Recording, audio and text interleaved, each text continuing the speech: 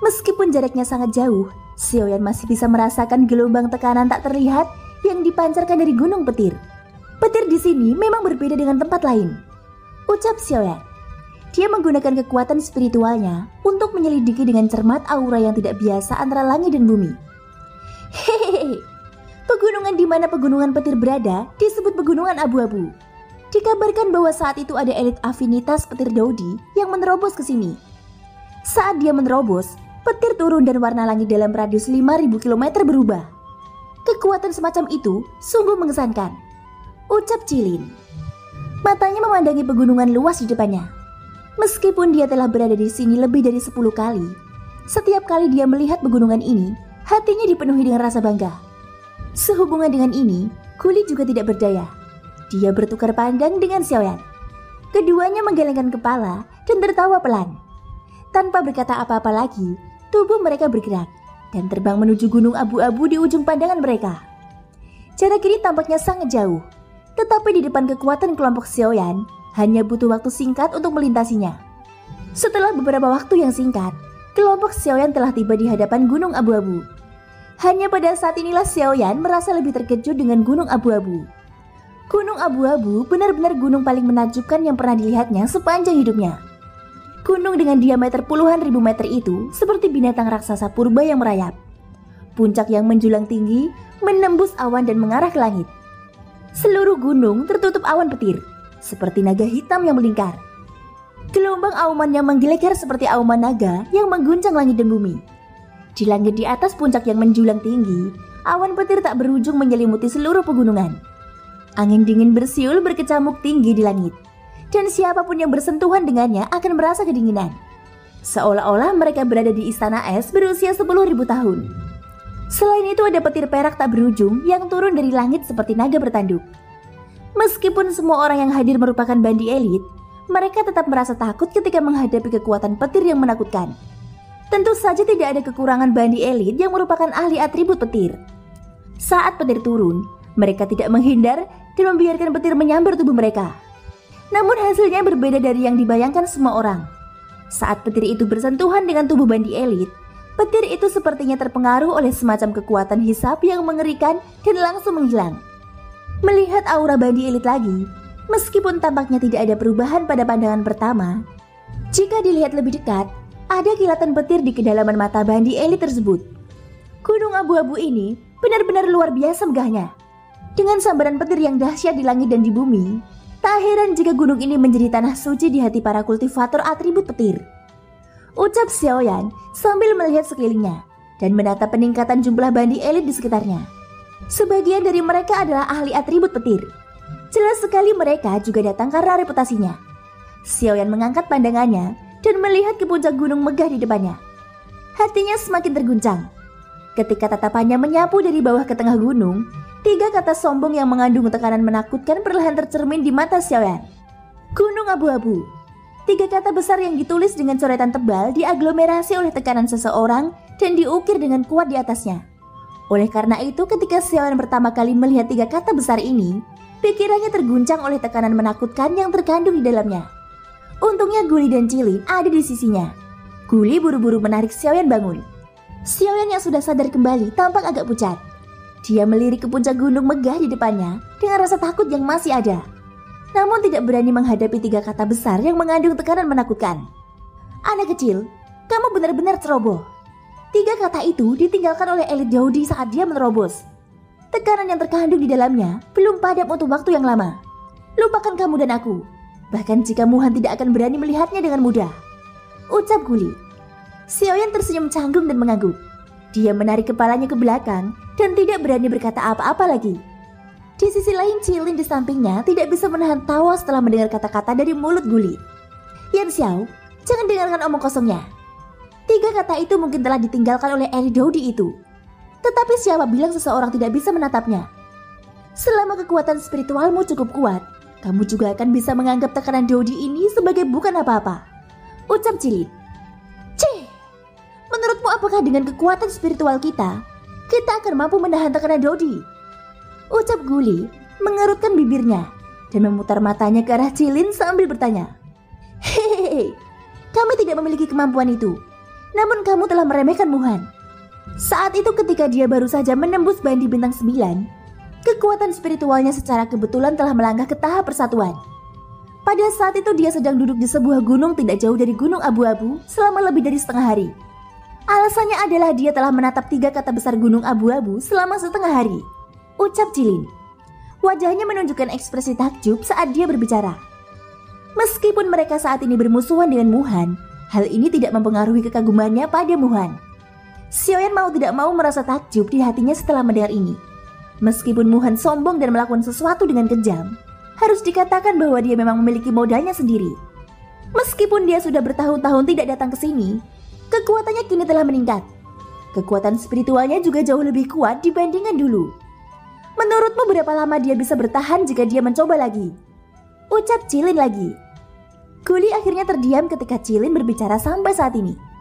Dia memang tidak bisa berkata apa-apa menghadapi kata-kata ini.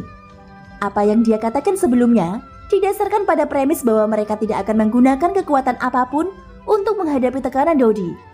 Saat beberapa dari mereka sedang mendiskusikan tekanan Dodi, sebuah suara yang familiar terdengar dari belakang mereka bertiga. Hahaha, beberapa dari kalian datang cukup awal. Masih ada waktu sebelum kolam petir dibuka. Ucap suara itu. Mereka bertiga berbalik pada saat bersamaan. Ketika mereka melihat orang yang datang, keterkejutan melintas di wajah mereka. Penatua Suan, kupikir kamu tidak akan memasuki kolam petir. Ucap Xiaoyan, mengerutkan kening dan bertanya dengan ragu. Orang yang datang adalah Penatua Suan dari pavilion awan tersembunyi. Hahaha, aku tidak tertarik dengan kolam petir ini. Hanya saja teman muda Yan Xiao akan memasuki kolam petir hari ini. Aku datang untuk melihat atas nama ketua pavilionku. Ucap Penatua Suan. Ketika ketua pavilion awan tersembunyi disebutkan, ekspresi bandi elit di sekitarnya tanpa sadar berubah. Beberapa dari mereka juga bergerak mundur tanpa terdeteksi. Xiaoyan menangkupkan kedua tangannya dan menyapa Penatua Suan dengan senyuman penuh hormat. Penatua Suan dengan santai melambaikan tangannya. Matanya yang dalam mengamati sekeliling, tampak mencari sesuatu. Setelah beberapa lama, dia mengembalikan pandangannya ke Xiaoyan dan berkata, Ketua pavilion berpikir bahwa Muhan dan yang lainnya mungkin sedikit gelisah. Oleh karena itu dia memintaku yang tua untuk datang dan melihat-lihat. Baik juga untuk membantu teman muda Yan Xiao menyingkirkan beberapa masalah yang tidak perlu. Namun dari kelihatannya, orang-orang itu seharusnya belum berada di sini. Ucap Penatua Suan. Xiaoyan tersenyum. Bagaimana mungkin dia tidak mengetahui niat Luo Jing? Kalau begitu Penatua Suan, mohon berterima kasih kepada ketua pavilion atas namaku. Ucap Xiaoyan. Keduanya saling memandang dan tersenyum penuh arti. Saat Guli dan Jilin melihat mereka berdua menyanyikan lagu yang sama, Guli membuka mulut untuk berbicara. Namun ekspresinya tiba-tiba berubah saat itu juga. Ekspresi kelompok 3 orang Xiaoyan dan beberapa ahli bandi di sekitarnya juga berubah. Mereka membalikkan tubuh mereka dan melihat ke arah pegunungan abu-abu yang jauh di belakang mereka. Di sana sekelompok orang terbang ke arah mereka. Aura orang yang memimpin kelompok itu sangat menakutkan. Tidak ada seorang pun yang bisa menandinginya. Beberapa orang yang datang terlambat ini tak lain adalah Muhan dan sekelompoknya. Kemunculan Muhan segera membuat khawatir semua orang di pegunungan abu-abu. Jauh di atas langit, hampir 100 bandi elit memasang ekspresi serius saat mereka menyaksikan kelompok Muhan perlahan-lahan mendekat. Tatapan mereka yang penuh dengan kesungguhan tertuju pada Muhan, yang memimpin kelompok. Tadi sangka kabar yang tersebar belum lama ini ternyata benar. Muhan sebenarnya akan memasuki kolam petir meski menjadi bandi bintang 9. Mungkinkah dia akan menerobos penghalang bintang 9 dan maju ke kelas Dodi? Ucap percakapan pribadi itu. Tatapan semua orang tertuju pada Muhan. Berbagai diskusi diam-diam dilakukan dan terus bergema di langit. Kemajuan apa pada kelas Dodi? Sangat sulit bagi seseorang untuk menerobos setelah mencapai kekuatan bandi bintang 9. Tidak mungkin mengandalkan kekuatan eksternal. Jika seseorang ingin menerobos, ia harus mengandalkan pada kultivasinya sendiri. Bahkan jika kekuatannya saat ini setara dengan bandi bintang 9 tingkat lanjut, bukankah itu angan-angan jika dia ingin mengandalkan kolam petir untuk menerobos? Jawab percakapan pribadi. Itu benar. Jarak antara bandi bintang 9 dan Dodi itu sendiri adalah sebuah jurang. Bagaimana bisa begitu mudah untuk melewatinya?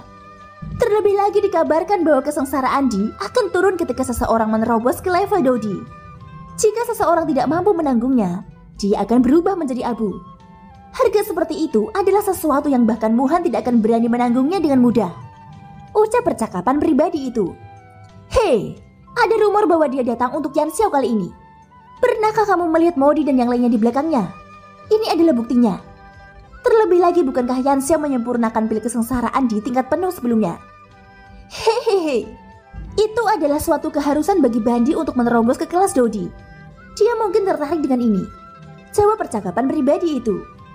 Seluruh ahli Bandi yang hadir akhirnya menganggukkan kepala setuju setelah mendengar penjelasan yang paling meyakinkan. Bagaimanapun ini adalah satu-satunya penjelasan yang sesuai dengan tebakan di hati mereka. Wajah Xiao yang tetap tenang setelah mendengar kata-kata yang keluar dari mulut orang-orang di sekitarnya. Hanya ketika pil kaisar kesengsaraan tingkat penuh disebutkan, barulah riak muncul di wajah tenang Xiao. Jika bukan karena Bandi elit yang menyebutkannya, dia mungkin benar-benar lupa bahwa pil kesengsaraan kaisar disiapkan untuk Bandi bintang 9. Jika itu masalahnya, alasan mengapa Muhan menyerangnya bukan hanya karena Xiao yang telah membunuh Wu Mohui, tetapi juga karena pil kesengsaraan kaisar adalah salah satu targetnya. Saat dia memikirkan hal ini, sudut mulut Xiao yang tanpa sadar melengkung menjadi senyuman dingin. Cahaya terang muncul di kedalaman matanya. Ketika kelompok Muhan tiba di depan gunung abu-abu, tatapan tajam mereka melewati kelompok Xiaoyan. Namun ketika mereka melihat Penatua Suan berdiri di samping Xiaoyan, mereka tidak bisa menahan diri untuk tidak mengerutkan kening. Siapa yang mengira bahwa Penatua Suan dari pavilion awan tersembunyi akan benar-benar muncul di sini? Setelah kejadian sebelumnya, Muhan jelas lebih berhati-hati saat melakukan sesuatu. Adapun Penatua Suan, Muhan tidak terlalu memperhatikannya. Di masa lalu, Penatua Suan belum pernah memasuki kolam petir kehampaan. Muhan percaya bahwa kali ini tidak terkecuali. Beberapa dari mereka melewati kelompok Xiaoyan dan akhirnya mendarat di puncak gunung yang relatif dekat dengan gunung abu-abu. Puncak gunung adalah tanah datar yang tampak seperti dipotong oleh pisau. Beberapa dari mereka perlahan turun dan secara acak menemukan tempat duduk dengan mata tertutup. Kelompok Xiaoyan perlahan mengalihkan pandangan mereka ke kelompok Muhan. Ketika Xiaoyan melihat Hutua yang duduk di tepi kelompok, matanya sedikit berkedip. Dari posisi kelompoknya saja, Hutua memang yang paling terisolasi di antara mereka. Xiaoyan terkekeh sambil berpikir pada dirinya sendiri. Segera setelah itu dia berhenti memperhatikan Hutua. Namun ketika pandangannya tertuju pada Muhan yang berada di depan kelompok, dia hanya bisa sedikit mengernyit. Dia sedikit terkejut di dalam hatinya. Pada saat yang sama, Guli dan dua orang lainnya di samping Xiaoyan, serta beberapa ahli Bandi lainnya, juga memusatkan pandangan mereka pada tubuh Muhan. Saat ini mata Muhan terfokus ke depannya. Kekuatan spiritualnya yang besar telah diaglomerasi menjadi tornado tak kasat mata yang mengelilingi tubuh Muhan. Angin liar bersiul. Di depan Muhan, dia menghadapi 3 kata besar. Gunung abu-abu yang diaglomerasi jadi tekanan Eri Dodi. Saat ini mata Muhan menatap tajam ketiga kata besar itu. Tekanan mengerikan yang tak terlihat telah diaglomerasi menjadi sosok manusia yang agung.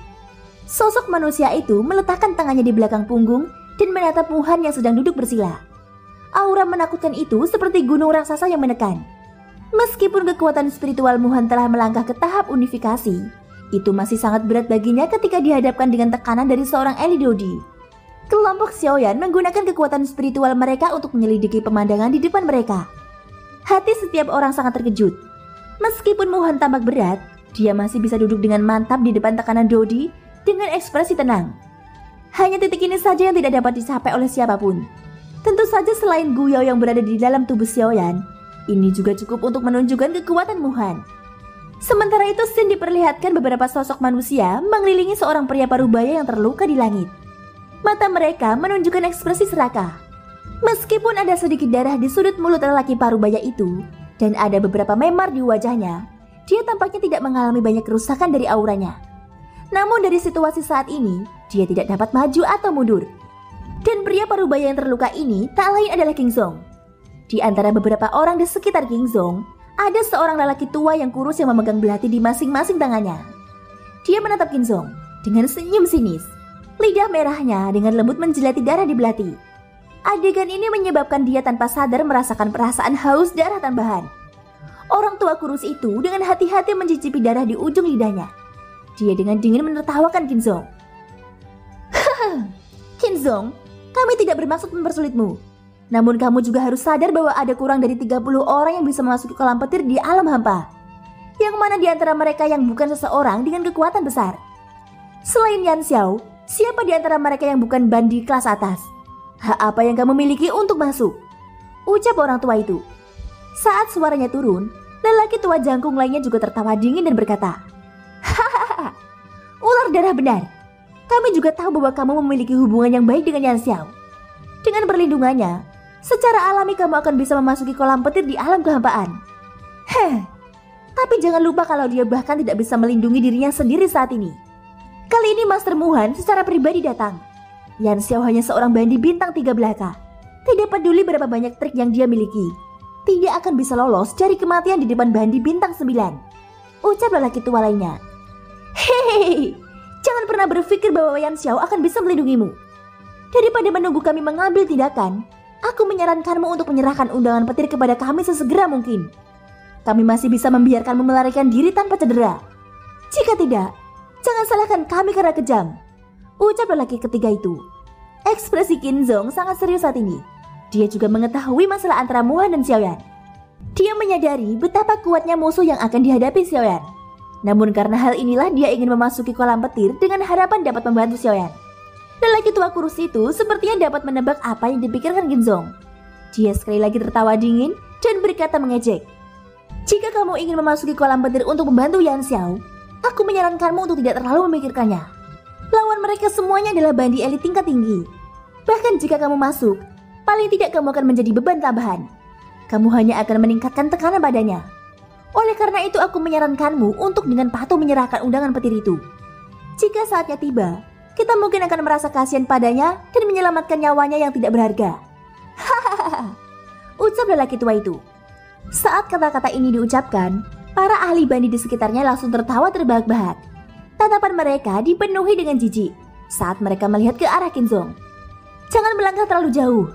Bahkan jika dia bukan tandingan Muhan, dia bukanlah seseorang yang bisa dihina oleh segelintir bandi bintang 5. Jika dia muncul di sini sekarang, aku ingin melihat apakah kamu masih berani menghinanya tanpa malu-malu. Ucap Qin Zhong. Hati Qin Zhong langsung berang saat mendengar ejekan lelaki tua kurus dan yang lainnya. Daoki melonjak dengan keras sambil mengepalkan tangannya erat-erat. Wajahnya juga memerah dan urat nadinya terlihat berputar dan menggeliat terus-menerus. Xiaoyan telah membantunya beberapa kali dan dia sudah lama menganggap Xiaoyan sebagai penyelamatnya di dalam hatinya. Bahkan klan tersebut telah mendirikan patung Xiaoyan untuk dipuja. Sekarang dia mendengar bajingan di depannya ini benar-benar menghina Xiaoyan sedemikian rupa. Hatinya secara alami tidak dapat menahannya. Namun lelaki tua kurus dan lelaki tua tegap serta 3 ahli bandi lainnya semuanya tertawa dengan nada meremehkan menanggapi kemarahan Qin Zhong. Orang tua kurus itu memandang Qin Zhong dengan jijik dan mengejek. Mengapa? Apakah kamu marah? Kami menghina Yan Xiao. Namun kamu sangat marah. Sepertinya Yan Xiao sangat penting bagimu. Mengapa? Sudahkah kamu menganggapnya sebagai ayah baptismu? Hahaha. Kalau begitu aku akan terus menghina ayah baptismu. Dia hanyalah orang yang akan mati. Apa masalahnya? Kalau kamu tidak terbiasa mendengarnya, bunuh diri saja. Bukankah begitu? Ucap lelaki tua itu. Saat kata-kata lelaki tua kurus itu keluar dari mulutnya, sebelum dia sempat mengatur nafas, suara yang sangat dingin yang sepertinya berasal dari neraka terdengar samar di samping telinganya. Sangat liar, ucap suara itu. Detik berikutnya pupil mata lelaki tua kurus itu tiba-tiba menyusut. Setelah itu semua orang yang ada di depannya menjadi hitam. Saat pupil matanya menyusut, dia sudah kehilangan kehidupannya. Wajah Xiaoyan acuh tak acuh saat dia perlahan melepaskan tangannya di langit yang kosong. Orang tua kurus yang kekuatan hidupnya telah hilang, telah kehilangan seluruh kendali atas tubuhnya. Mengikuti gaya gravitasi, dia seperti meteor yang jatuh dengan keras. Orang tua kurus itu telah meninggal. Baru pada saat inilah orang-orang di sekitarnya pulih dengan ekspresi panik. Namun ketika mereka memfokuskan mata, mereka menyadari bahwa ada sosok manusia yang berdiri di belakang mereka masing-masing.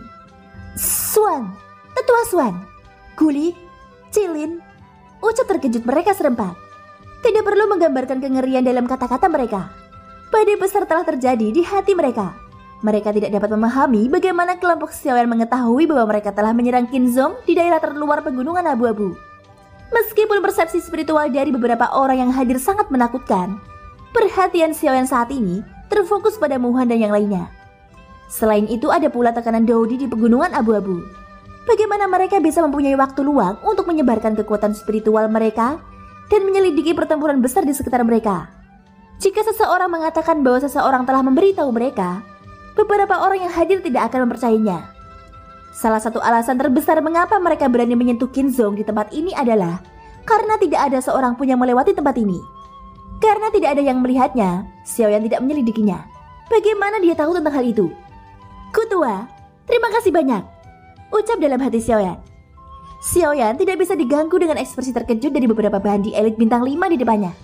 Yang dia lakukan hanyalah berterima kasih pada Guyao dengan lembut di dalam hatinya. Hahaha, tidak perlu berterima kasih pada diriku. Aku hanya merasa bosan sesaat. Terlebih lagi aku melihat anak kecil itu tidak jahat. Oleh karena itu aku ingin menyelamatkannya. Aku hanya memintamu untuk bertindak sesuai keinginanku. Hahaha, ucap Guyao. Xiaoyan tertawa pelan. Ini memang benar. Dibandingkan dengan dia, Guyao yang berada di dalam tubuhnya jauh lebih santai. Namun karena hal inilah dia mampu menyelamatkan nyawa Qin Zhong. Xiaoyan tertawa pelan di dalam hatinya. Setelah itu dia tidak mengatakan apapun lagi. Dia mengangkat matanya. Kelembutan beberapa saat yang lalu tidak lagi terlihat di matanya. Tatapan dingin Xiaoyan perlahan menyapu 4 orang yang tersisa. Ketika keempat bandi elit bertemu dengan tatapan Xiaoyan, tubuh mereka tanpa sadar menggigil. Meskipun kekuatan Xiaoyan tampaknya hanya sebesar bandi bintang 3, semua orang tahu bahwa kekuatan sebenarnya bukan hanya itu. Mereka berempat gemetar saat mereka mengalihkan pandangan mereka dengan susah payah. Mereka melihat ke arah Guli dan orang lain di belakang mereka. Segera mereka saling memandang dan merasakan hawa dingin di hati mereka. Mereka tidak punya peluang menang melawan beberapa orang di belakang mereka. Begitu Guli dan yang lainnya menyerang, mereka akan berakhir seperti Suse. Mata keempat tanpa sadar tertuju pada Qin Zhong. Dia adalah seorang terlemah yang hadir. Selama mereka bisa mengendalikannya, mereka yakin Xiaoyan dan yang lainnya akan terpaksa berhenti. Di antara mereka berempat, satu-satunya bandi elit bintang 5 yang tidak berkonfrontasi dengan siapapun tiba-tiba bergerak. Seperti sambaran petir, dia langsung meraih Qin Zhong. Di saat yang sama 3 lainnya dengan cepat berbalik. Mereka ingin menunda orang-orang di belakang mereka. Guli sedikit mengernyit. Dia segera melepaskan aura bandi elit bintang 8. Aura menakutkannya seperti gunung yang menekan mereka bertiga. Pada saat ini bandi elit yang tersisa telah tiba di depan Qin Zhong. Senyuman yang sangat kejam muncul di sudut mulut lelaki tua itu. Tangannya yang seperti cakar elang dengan ganas mencengkram leher Qin Zhong. Ekspresi Qin Zhong tiba-tiba berubah. Kecepatan orang tua di depannya jauh melebihi kecepatannya. Meski dia ingin menghindar, perbedaan kekuatan di antara mereka berdua terlalu besar. Qin Zhong sudah dikunci dengan kuat oleh orang tua itu. Mustahil baginya untuk mengelak. Brengsek, benar-benar tercela, teriak Qin Zhong. Melihat tangan seperti cakar elang hendak menimpanya, Qin Zhong bersiap untuk bertarung dengan nyawanya yang dipertaruhkan. Namun tepat pada saat ini suara desiran angin bergema di dunia ini. Angin dingin bertiup kencang, menyebabkan leher lelaki tua itu tiba-tiba terasa dingin.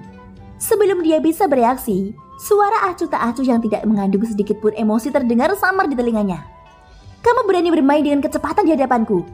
Apakah kamu bahkan memenuhi syarat? Ucap Xiaoyan. Tepat setelah kata-kata itu keluar dari mulutnya, api surgawi menyembur keluar dari telapak tangan Xiaoyan. Tubuh lelaki tua di bawah telapak tangannya dengan cepat menjadi seperti sepotong arang yang terbakar. Setelah itu berubah menjadi bintik abu dan menghilang dari dunia ini. Ketika 3 orang lainnya melihat gerakan Xiaoyan ini, mereka langsung merasa sangat ketakutan. Mereka tidak pernah membayangkan bahwa metode Xiaoyan sebenarnya menakutkan. Penatua Xuan memandang pria tua berwajah merah dan ketakutan di hadapannya. Sudut mulutnya membentuk senyuman menyajikan. Dia berkata sambil tersenyum. Bersukacitalah. Bergembiralah karena kamu semua tidak bertemu dengannya dan malah bertemu kami. Bahkan kami sulit membayangkan betapa menakutkannya dia, ucap Penatua Xuan. Tepat setelah Penatua Xuan mengucapkan kata-kata itu, 3 aura bandi elit bintang 8 tiba-tiba bergetar. Kekuatan yang menakutkan segera tercurah. Sosok di hadapan mereka juga terjatuh. Kakak Qin, apakah kamu baik-baik saja? Ucap Xiaoyan. Qin Zhong tersenyum pahit saat dia menggelengkan kepalanya. Dia mengerutkan kening saat dia melihat Xiaoyan. Dengan ekspresi khawatir, dia menghela nafas dengan getir dan berkata, Aku baik-baik saja. Namun Yan Xiao, kamu akan menghadapi bandi elit bintang 9 kali ini, ucap Qin Zhong. Xiaoyan tersenyum. Dia dengan ringan menepuk bahu Qin Zhong dan berkata dengan ekspresi acuh tak acuh, Saudara Qin, jangan khawatir. Tidak ada yang akan terjadi. Meskipun Muhan adalah bandi elit bintang 9 dan aku memang bukan tandingannya, Aku masih cukup percaya diri dengan kemampuanku untuk melarikan diri, ucap Xiaoyan. Mendengar apa yang dikatakan Xiaoyan, Qinzong tanpa sadar mengingat kecepatan menakutkan Xiaoyan. Dari momen bahaya yang akan terjadi sebelumnya, kecepatan Xiaoyan sepertinya lebih menakutkan dari sebelumnya. Meskipun Qinzong sedikit lega di hatinya, dia masih menghela nafas tak berdaya dan berkata, sayangnya kekuatan orang tua ini tidak mencukupi. Setelah berkultivasi selama bertahun-tahun, aku masih menjadi bandi bintang 3. Dalam pertempuran ini aku tidak memiliki kualifikasi membantumu menghadapi orang-orang ini. Aku sungguh tak berguna, ucap Qinzong. Qinzong ingin mengungkapkan niat baiknya, namun pada akhirnya dia menggelengkan kepalanya tanpa daya. Sayangnya kekuatannya terbatas. Meskipun dia ingin membantu, dia tidak berdaya. Seperti yang dikatakan ular merah itu tadi, dengan kekuatannya saat ini, bahkan jika dia pergi, dia hanya akan menjadi beban tambahan. Melihat ekspresi tak berdaya di wajah Qinzong, Xiaoyan tersenyum ringan. Dia melirik penatua Suan dan 2 lainnya yang telah tiba sebelum dia. Kemudian Xiaoyan menoleh ke arah Qinzong dan berkata sambil tersenyum, saudara Qin, jangan katakan ini. Jika kamu benar-benar ingin membantuku, aku hanya bisa berharap kamu bisa menerobos ke bandi elit bintang 4 dalam perjalanan ke kolam petir ini. Pada saat itu aku punya masalah lain yang ingin kutanyakan pada kakak laki-laki Qin, ucap Xiaoyan. Qinzong sedikit mengangkat alisnya. Dia tidak bisa menahan perasaan curiga di dalam hatinya. Namun ketika dia melihat ekspresi percaya diri Xiaoyan, wajah Qinzong segera menunjukkan senyuman. Dia mengangguk dan berkata, kakak Xiaoyan, jangan khawatir. Saya Qinzong telah mempersiapkan hari ini sejak lama. Selama aku bisa memasuki kolam petir, lelaki tua ini pasti akan mampu menembus bandi bintang 4, ucap Qinzong. Hahaha, kalau begitu, aku berharap kakak Qin sukses, ucap Xiaoyan. Xiaoyan, Kuli dan 2 lainnya menangkupkan tangan dan tersenyum pada Qinzong. Setelah itu beberapa dari mereka tidak berlama-lama lagi. Tubuh mereka bergerak dan sekali lagi mereka terbang menuju gunung abu-abu. Thank you guys sudah mendengarkan ceritaku di episode kali ini. Ikutin terus kelanjutan episode-episode berikutnya ya. Semoga hari kalian menyenangkan. Sampai jumpa dan bye-bye.